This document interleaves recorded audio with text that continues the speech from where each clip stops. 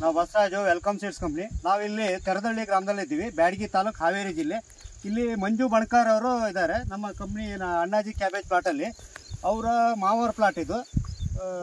ಯಾರು ನಿಂಗಪ್ಪ ಪೂಜಾರಿ. ಇವರು ನಿಂಗಪ್ಪ ಪೂಜಾರು ಎಷ್ಟು ಎಕರೆ ಕ್ಯಾಬೇಜ್? 2 ಎಕರೆ ಹಚ್ಚಾರಿ ಅಣ್ಣಾಜಿನ. ಹೌದ್ರಿ, ಚಲೋ ಐತೆ ಬಂದತ್ರಿ ಇದು. ನಮಗೆಲ್ಲ ಚಲೋ ಅನ್ಸೈತ್ರಿ ಕ್ಯಾಬೇಜ್ ಇದು ಮಾತ್ರ. ಈಗ ಅಂದ್ರೆ ಯಾವ ತಿಂಗಳಲ್ಲಿ ಹಚ್ಚಿದ್ರಿ? ಜೂನ್ ತಿಂಗಳದಾಗ 18 ತಾರೀಕಿಗೆ ಹಚ್ಚೈತ್ರಿ ಸರ್.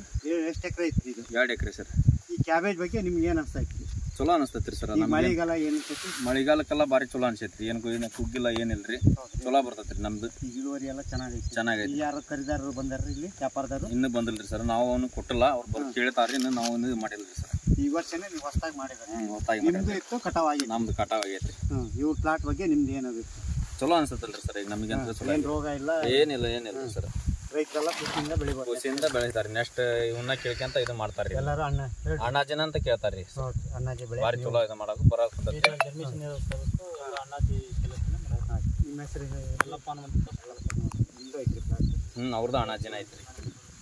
ನಿಮ್ಮ ಹೆಸರು ರೀ? ನಾವು ಪೃಥ್ವಿರಾಜ್ ಪೂಜಾರ್ ಅಂತ. ನಿಮ್ದು ಸ್ವಲ್ಪ ಅಣ್ಣಾಜಿ ಅಣ್ಣಾಜಿ ಸ್ವಲ್ಪ ಸೇಂಟ್ಗೆ ಪರವಾಗಿಲ್ಲ ರೀ, ಚೆನ್ನಾಗೈತೆ ಹೊಡೆದು. ಆಯ್ತು, ಎಲ್ಲ ಚೆನ್ನಾಗಿದೆ, ಬೆಳೆ ಬೆಳಿಬೋದು. ಬೆಳಿಬೋದು, ಚಲೋ ಬಂದೈತ್ರಿ. ಎಲ್ಲ ರೈತರಿಗೂ ಖುಷಿನ ಆಗೈತ್ರಿ ಈ ವರ್ಷ ಸರ್.